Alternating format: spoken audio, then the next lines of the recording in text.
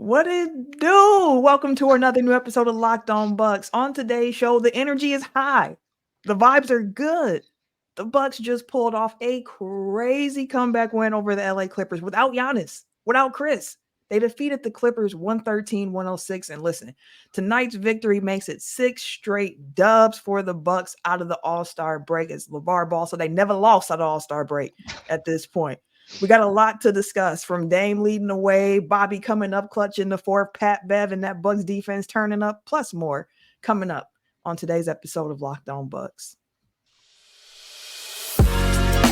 You are Locked On Bucks, your daily Milwaukee Bucks podcast, part of the Locked On Podcast Network, your team every day. You are Locked On Bucks, part of the Locked On Podcast Network, your team every day. I'm Camille Davis, and you can catch me weekly on the Technical Foul Podcast and the Pack a Day Podcast, as well as Cheesehead TV's Carry the G and MKE during the NFL season. Joining me is Frank Madden, longtime voice of the pod and founder of BrewHoop.com. We truly do appreciate you for tuning in, and thank you for making Locked On Bucks your first listen every single day. We are free and available wherever you get your podcast, as well as on YouTube. If you're on the YouTube, make sure you like, subscribe, hit the notification bell when we go live. It's much appreciated. Today's episode is brought to you by FanDuel. Make every moment more. Right now, new customers get $150 in bonus bets with any $5 bet that wins. So that's $150 if your team wins. So visit FanDuel.com/lockedon to get started. Frank, the vibes, man. Listen, crazy fourth quarter comeback for the Bucks. They came into the fourth quarter down by 8. Proceeded to have a 40-25 fourth quarter. And I'm not going to lie to you. When I saw that Giannis was not playing and I knew they didn't have Khris, I was like, I don't know where the offense is going to come from tonight besides Dame. And Dame showed up and did his part. And then Bobby in the fourth quarter, 14 of his 28. Like, just all around, really impressive win for the Bucks. Yeah, I mean, look, there's nothing I enjoy more than, a great win where Giannis and Dame and Khris and everybody's firing on all cylinders. I love me some Giannis stats in big games. Friday night was a whole boatload of fun seeing him drop 46 Absolutely. on the Bulls. But there is something so enjoyable about when Giannis can't play, or, it's a mash unit or whatever, and dudes just go out and ball and somehow scrape out a win. And this was, when Giannis doesn't play, any win feels like found money. It feels awesome to do it against a Clipper team that, look, they're on the second night of a back-to-back. They won last night. They won last night, right? They won by one in Minnesota. So yes, they're on the second night of a back-to-back, but they're also fully healthy, other than Russell Westbrook, who busted his hand the other day. So when you compare that to the Bucks playing without Giannis, playing without Khris, I feel no sympathy for the Clippers. Okay, they shot 16 of 40 from three tonight, 40%. Bucks were 15 of 39. So basically, it was a dead even shooting matchup. I always look at that. It's kind of one of those things, right? Like, a second night of back-to-back, does the team come in and just brick a ton of threes? That was not what happened with the Clippers tonight. They made 6 out of 8 right out of the gate. And as you said, like, I just kept looking at the Bucks, wondering, like, where are the points going to come from? Malik Beasley, was he 0 for 8? I think he started, and then hit, an important 3 late in the third, got a couple steals, made some defensive plays. But yeah, I mean, the fourth quarter was, just a hell of a show. And I mean, if Pat Bev and Bobby Portis are not doing like wrestling tag team events by next summer together, like what are we doing here, Camille? You're a wrestling fan. Yep. I know Bobby's gotten into that stuff previously. I don't know if Pat Bev has, but put a couple championship belts on those guys. Win a championship, even better, in basketball first, mind you. Let's get a basketball title first. Yep. But what those guys brought in the fourth quarter, Pat Bev on Friday in Chicago kind of turned that game with his defense and agitation, completely unraveled the Bulls in the third quarter of that game, and then scores 14 in the fourth. And tonight, Bobby scored 10 in the first half. You knew that they were going to need his offense with Giannis out and with Dame being doubled for, long stretches of the evening. Dame somehow still gets his 41 points on 12 out of 22 shooting. But Bobby was huge. And then obviously the fourth quarter, We can kind of break it down, kind of all the things that happened. But I think, the TLDR is, I think Doc Rivers just pulled all the right levers down the stretch in the fourth quarter. And let's just say some of the lineups were a little atypical. There was a lot more Danilo Gallinari than I expected, Camille. And I'm not going to say that they won because of Danilo Gallinari, but, going to the zone for stretches, what Bobby was doing, what Dame was doing, AJ Green, getting that late game run and hitting a monster deep three when the Bucks were going on their run that, swung it from a 6-point deficit to nearly a double-digit win. Just a super fun game to watch. And certainly, you could tell from watching on TV, the energy in the building was awesome. Pat Bev and Bobby feeding off one another, getting the crowd into it there late. And just a great win for a team that obviously has been playing at a really high level. And this was a different kind of win, but I think it's important. We've talked about how hard it is for the Bucks to win games when they're missing one, let alone one of their top 4 guys, missing your MVP candidate and Khris Middleton. It's hard with the lack of depth on this roster to get enough points in particular, but credit to them again. The defense again was really good. Other than the 3-point shooting, they kind of took care of business yet again. And offensively, they scored when it counted. And man, just a super fun win to usher them out on this road trip. Yeah, absolutely. I love that you brought up just the energy that like Pat Bev had and went back to the Bulls game as well, because I was really glad to see the Bucks lock back in during this game, because at a certain point in the second quarter, I thought that they were going to let their emotions kind of get in the way, let the game slip away a bit because of so much anger that they had towards the missed calls. And like the refs were missing a lot of calls, and you were seeing the Bucks getting visibly frustrated. You saw Dame super upset. You saw Bees really upset. Then you see Dame get teed up. And I was just thinking about that, like, please keep your composure in this game. Like we saw it against Chicago, where the Bucks were the aggressor. They were the bullies, and they were in the head of the Bulls. And we saw how that made the Bulls unravel and just kind of lose sight of themselves. And I did not want to see that happen to the Bucks. And I was so glad to see how they were able to bring that back in to focus, because in that second quarter, buckets were hard to come by for the Bucks. It's just the thing that helped them out was that they were playing such good defense in the second quarter. They were able to keep the game pretty close during that time frame. So really proud of the composure that the guys kept, being down Khris, being down Giannis. And to your point about going through the fourth quarter, we're going to absolutely have to do that coming out of the break here, because I take notes during Bucks games, just like my own personal notes to reference or go back to, because my memory is bad, Frank. I need to kind of look back at things that I felt in the moment. And some of my notes during that fourth quarter run, like it was just pure, like, what is happening right now? What am I seeing? So let's talk about that big fourth quarter that really swung the game for the Bucks after this.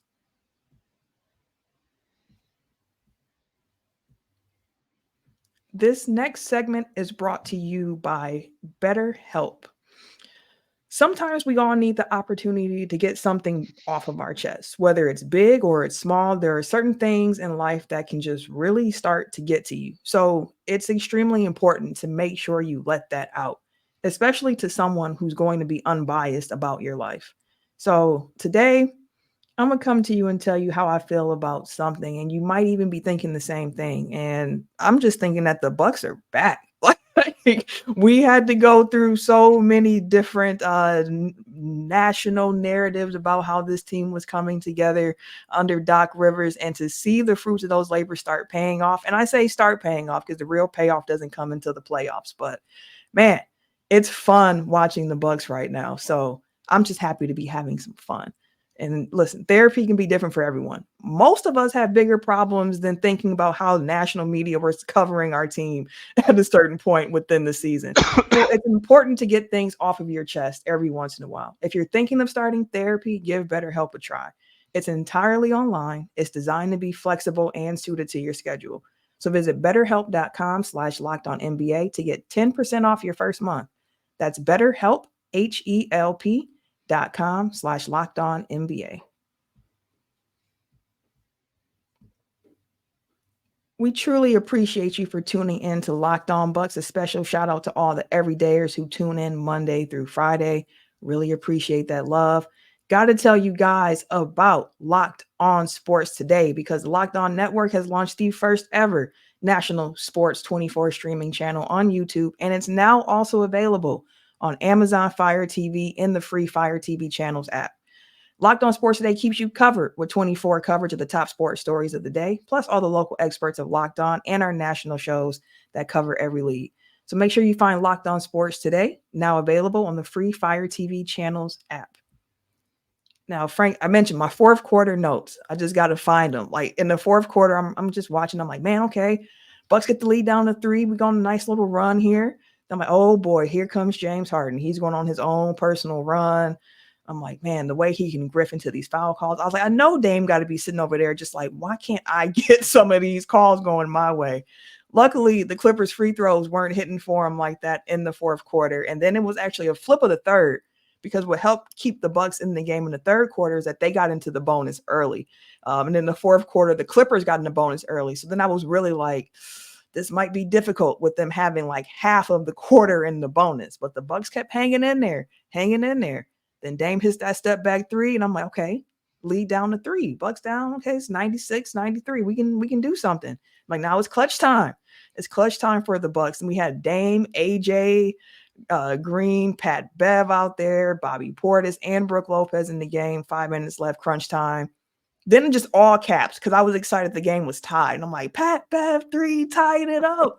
Then I'm like, oh my God, it's a Dame layup for the lead. Then I'm like, a Brooke block. And Brooke was not having like a great offensive game, but a timely block, which led to that AJ Green 3 from way, way out there. 33 feet, I believe is what they said on the broadcast. And then you get a Bobby face up mid-range shot. And I'm just like, what a quick 13-0 run for this team. Like the Clippers went on the scoring drought. The Bucks had a 15-0 run before Norm Powell hit a 3. Just, my God, that fourth quarter was impressive. Yeah, I think in terms of some of those levers, right? I think going to the zone was important just to give them a little bit of a different look. We didn't see Zubats down the stretch late. I think that was probably it's kind of funny. I was looking at the stats. I mean, Zubats only hit 2 out of 4 shots for 6 points. Felt like he was running that pick and roll with Harden, and they were just getting carved up for the first 3 quarters of the game. And Harden, though, in general, was in control. He had his step back going. He had a couple spot up threes. He was, as you said, kind of grifting for fouls and keeping the Bucks at arm's length there early in the fourth quarter. You thought, they kind of were getting close. And then, he hit a 3. I think he had two 3-point plays and got another foul call. And it kind of just felt like, oh man, like seriously, like Harden's getting his little revenge game against Doc. Yep. Doc made some comments last summer kind of implying that James wasn't, really down to play the way that maybe the Sixers wanted him to play. So, which is never fun, right? I mean, we're Bucks fans. We obviously don't have any love lost for James Harden no matter where he goes. But yeah, I mean, again, just credit to the Bucks. They just kind of were relentless, kind of stuck with it.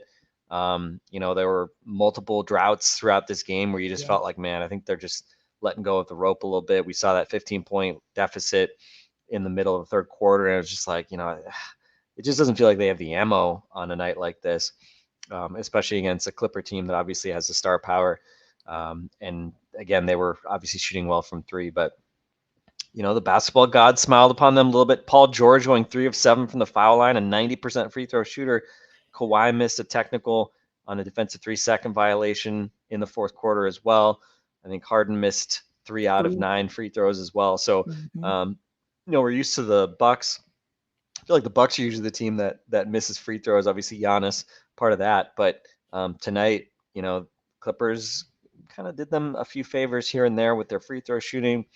And again, they just deserve a ton of credit just for kind of sticking with it and not rolling over. And I think, Dame, obviously we haven't focused on him as much, but I mean, we've been wondering like, where's Dame Friday night in Chicago? What was he, 4 out of 18, hits those 2 early bombs from 3-point range and then basically doesn't make shots the rest of the night. I think he was 2 for 16 after that or something.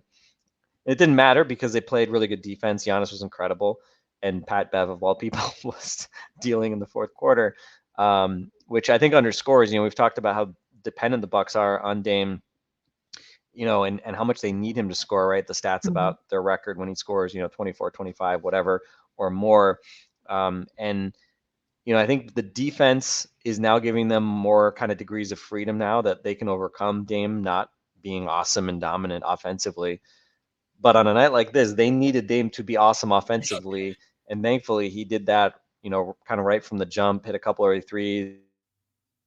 As you said, the officiating frustration was largely revolved around Dame not getting some calls, got hit in the head once or twice. And even though he was making shots, he wasn't necessarily getting calls. We've talked about that, right? Like when you're not making shots and then you look for fouls, that's when you're probably not going to get them. But that wasn't the case tonight. And, I thought, as you mentioned, getting into the bonus in the third quarter was really important. And, he kind of continued to do that a couple times in the fourth as well. And then you kind of look up at the end, despite the fact that, again, the Clippers were doubling him, basically forcing him to give up the ball for large stretches of that fourth quarter. And, he still ends up 12 out of 22, 4 of 9 from 3, and 13 of 13 from the foul line for those 41 points. And I think did he play the entire second half? I thought I saw someone reference that, which I might be true, or I don't know, maybe he got a brief blow, but 42 minutes, they obviously needed that because, with no Giannis, no Khris, you just don't have the luxury of just being able to sit him for an extended stretch. So I don't know, Camille, like if we're going to see that combination of dudes closing games, like Gallo getting like big minutes down the stretch or whatever. But I thought getting Pat Bev back in the game after Bees got his fifth foul was really crucial. And then, especially with the Clippers going smaller, it wasn't, a guarantee that Doc was going to go back to Brook at some point, especially because Brook wasn't having a big offensive game. But credit to Doc for going back to Brook. And I think the 3 possessions after the 2 of the Pat Bev and Brook were back in the game, there was that kind of good defensive stand where Norm Powell ended up having to throw that shot off the shot clock for a shot clock violation. Pat Bev was kind of at the heart of that.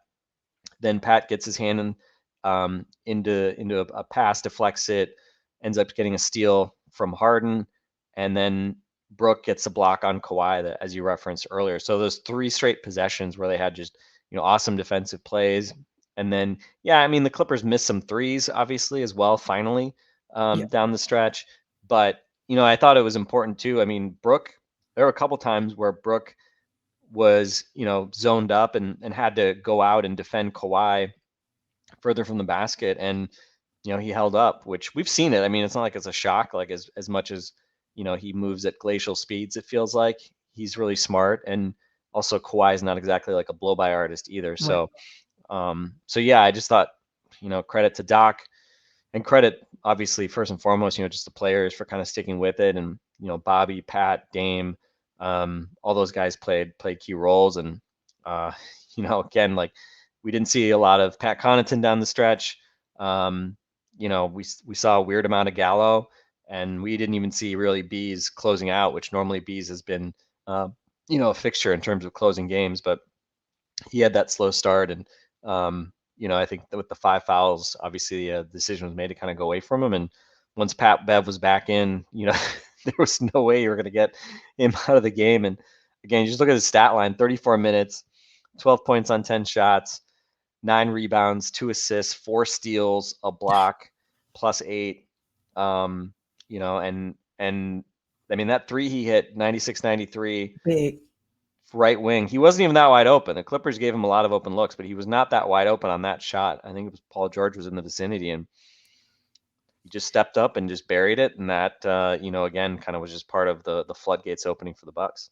Yeah, Paul George just seems to have just some bad luck when it comes to playing defense on some of these threes. Like that AJ Green deep 3 was also on Paul George, if my memory serves me right. Yeah. So the hits just keep coming for him. But it was a bad shot, right? That's what Paul would say. It's a bad shot. Exactly. just like Dame's shot was a bad shot when he sent him packing in the playoffs. But meanwhile, while I'm watching that possession in particular, I just kept watching AJ Green because Dame was getting so much defensive attention. And that's part of what makes Dame's and performance tonight even more impressive to me, is because like he didn't have the benefit of having a Giannis as another lever or a Khris as a lever. Like he was the main offensive focus. The Clippers knew that and they played him like that. And yet and still he was able to get 41 points on 22 shots. Like loved his performance tonight. And as for Pat Bev, like I feel like at this point, I feel like apology is too strong of a word, but when the trade deadline happened and I saw that Pat Bev was coming in, and that was the only move, I was just like, that's it. It feels like we should be doing a little bit more. Like this feels underwhelming. I'm not sure if this alone is really going to change the team.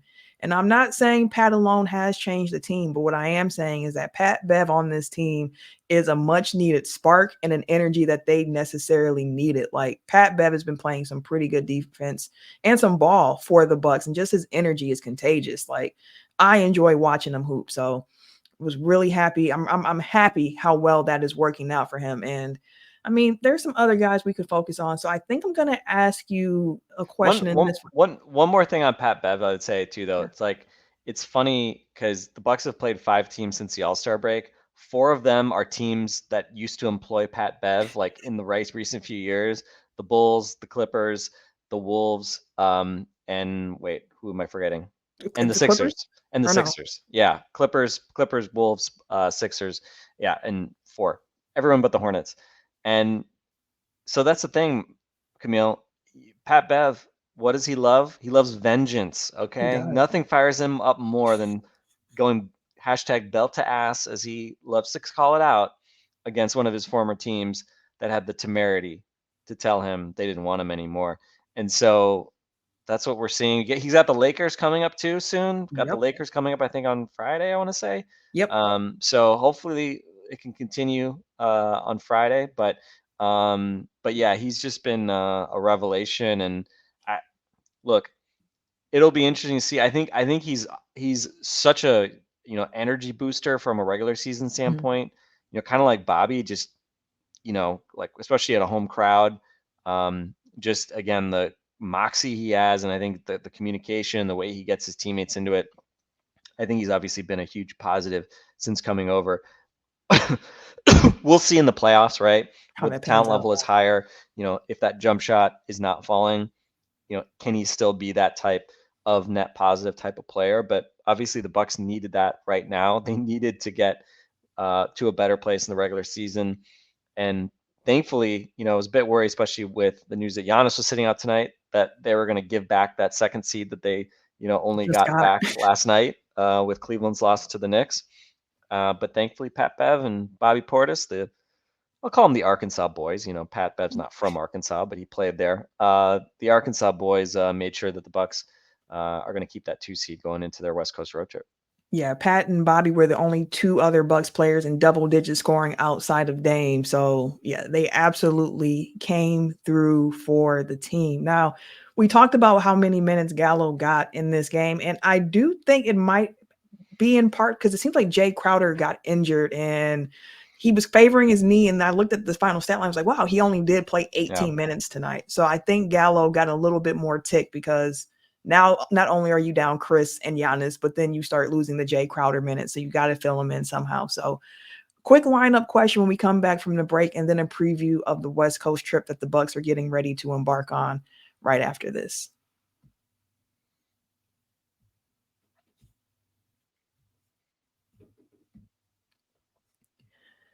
Get your buckets with your first bet on FanDuel, America's #1 sportsbook. Right now, new customers get $150 in bonus bets with any winning $5 bet. That's $5 can get you $150 if your bet wins. And with the NBA season really heating up here, we're in the last quarter of the season. The playoff push is real. It is a great time to get in on the action. And with FanDuel, you can bet on all your favorite NBA players and teams with quick bets, with live same game parlays, with exclusive props, and more. So just listen, don't take my word for it. Go visit fanduel.com/locked on and shoot your own shot. Again, that link, fanduel.com/locked on. FanDuel, official sports partner of the NBA.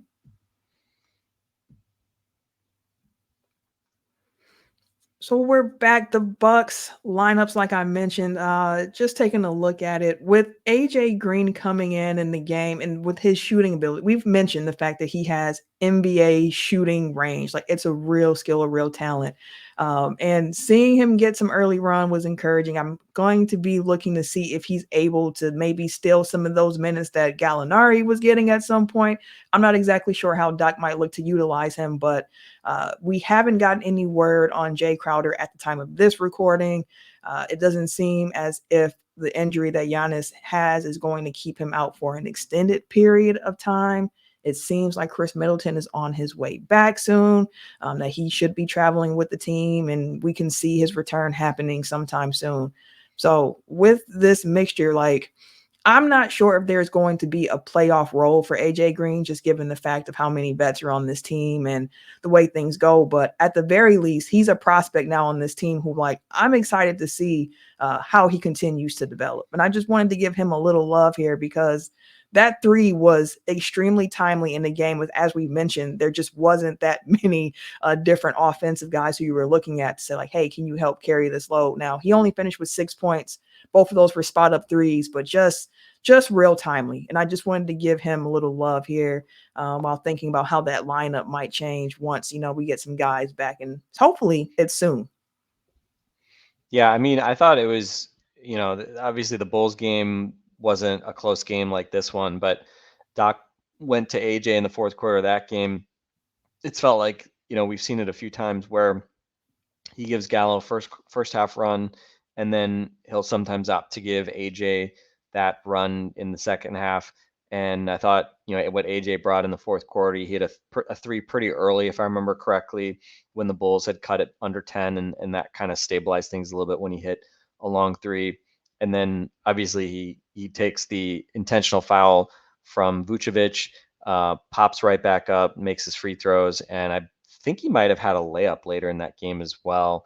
And in general, I think he's just done pretty much what you would hope that he would do given the opportunity that he's had. I think his defense, has been very solid. He's obviously his tool set might be somewhat limited, but he's not. I mean, he's got some strength. I mean, he's not long, but he's not tiny, right? He's 6'4"-ish.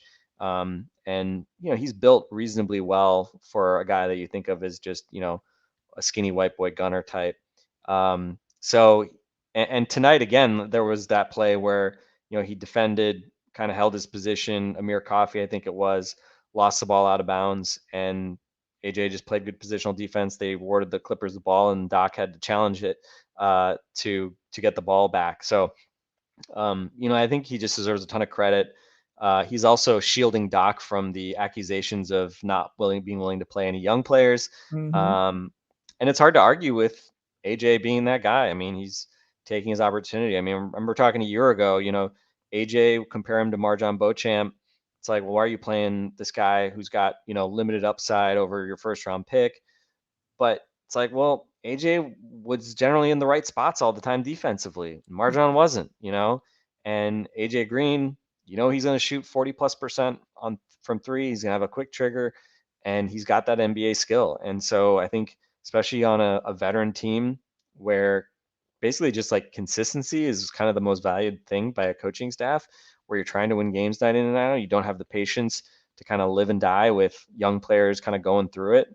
AJ doesn't do the stuff that you expect of typical young players. So yeah, just deserves a ton of credit, and has been fun to see him kind of come out and be a guy that can give the Bucks a shot in the arm with his shooting. And I think especially, without Khris, we've seen a lot of these Giannis lineups with no Dame really lacking in shot creation and offensive punch. I think, those are groups where I'd like to see AJ get consistent run, because even though he's not a shot creator per se, he needs so little room to get his shot off, and teams have to respect them out to 33 feet, which I think is important, especially with Giannis. I think just some of these lineups with Giannis where it's kind of like guys that can't dribble or pass and aren't really shooting particularly well either, like Jay, for all he's done defensively.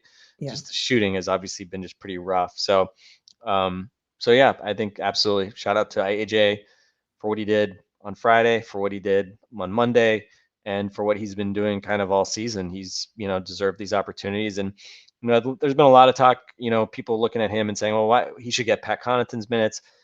Really interesting thing to watch for this summer. AJ is going to be a restricted free agent again. Malik Beasley, they really can't pay him anything, substantive because of where they are relative to the tax. So again, he would have to basically, sacrifice and take a little more than a minimum contract in order to come back, unless this other things dramatically change. And I can't expect Malik to do that, right? If Malik goes, to get paid a mid-level deal somewhere, like, more power to him, right? You got to look out for yourself, etc. So, but if Malik were to leave, to me, that's what AJ has been showing, is that he can be that guy who can just be that quick trigger floor spacer, doesn't need to get hot, doesn't need to get warm, but just give him a chance to shoot it, and he's going to hit it more often than not. So yeah, it's been fun watching him. And again, how high is his ceiling? Well, maybe not that high, but I think as a role player, we're seeing what he can do. And I fully expect, if the Bucks can make, some kind of run in the playoffs, at some point, AJ Green's probably going to get a look, because the Bucks are going through a slump and they need somebody that can bust a zone or, just make a shot. And so it's been fun watching him, and, just full credit to what he's been doing and the work he's been putting on the defensive end too, right? It doesn't feel like, they're getting shredded defensively. And that's also part of why, guys like Pat Bev, I think, just help, right? Just knowing that you can put a guy like Pat Bev in at the guard spot, and, he's going to bring some nastiness and some physicality. And I think, again, that kind of has a little bit of a, effect on everybody else too. Yeah, absolutely. Absolutely. Well, the Bucks are going to be back at it again on Wednesday, kicking off their 4-game road trip in Golden State. So you have the Warriors Wednesday, the Lakers Friday. They see the Clippers again on Sunday, and then they finish up that West Coast road trip with the Kings on Tuesday.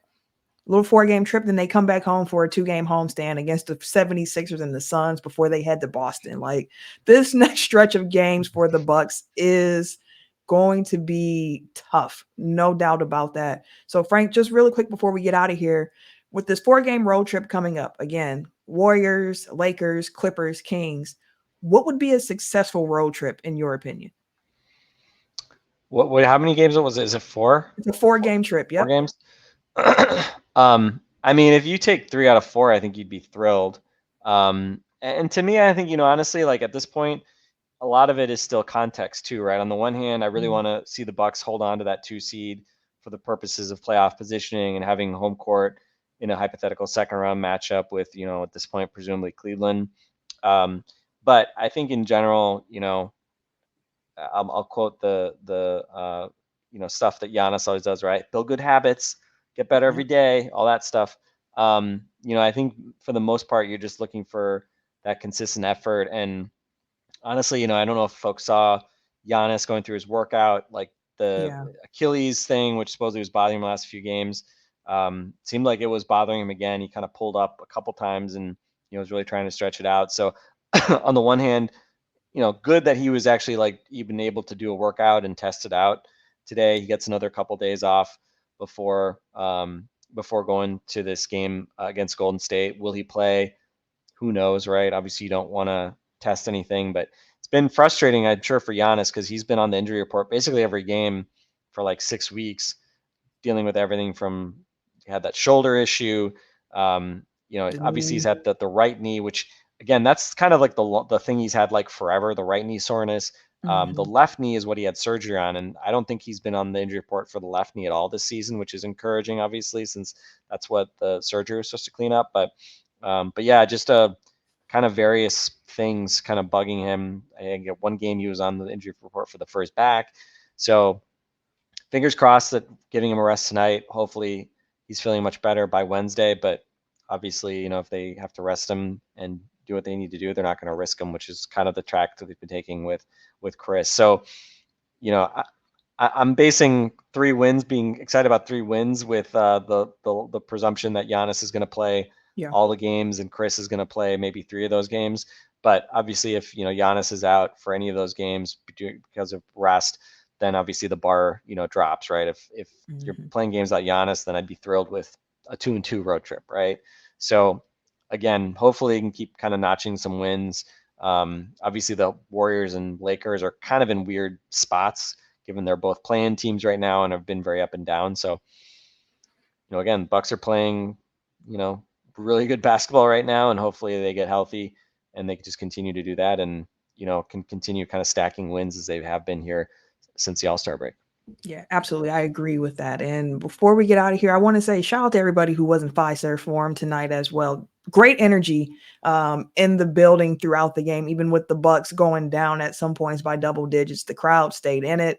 And let's keep those good vibes rolling. With that, I hope you all enjoyed today's episode of Locked On Bucks. We're going to end it here. By the way, we need to give a shout out, Camille. I think this guy Adrian flew all the way from Belgium for this game tonight. Is that the guy who was asking about going to Cops or Culver's? Maybe. Yeah, I think maybe. But he obviously, you travel 11 hours or whatever you said he did. This was a great game to go to because you had 2 days off beforehand. You had days off after a marquee opponent. Like, this is the kind of game you would expect the best players to play for, not to get rested in. Of course, just bad luck with Giannis missing out. But fortunately, he was treated to a super fun game. And again, maybe not exactly what he was expecting, but a very different but still super fun way to see the Bucks win a basketball game. So shout out to Adrian and any other fans that went to the game tonight, spending some hard-earned money to watch Giannis and hoping to see him. Again, you never know what's going to happen, but fortunately, sometimes you get to experience something super fun in a different way than expected. Yeah, although there was no Giannis, it was a signature Bucks win. Real good Bucks basketball, like a fun game. Got to enjoy that, enjoy the vibe. So listen, everyone, make sure you check out Locked On Sports today on YouTube as well. And let us know in the comments how you're feeling after this game and what, in your opinion, would make this upcoming West Coast trip successful. On that note, for Frank and myself, we'll catch you guys later.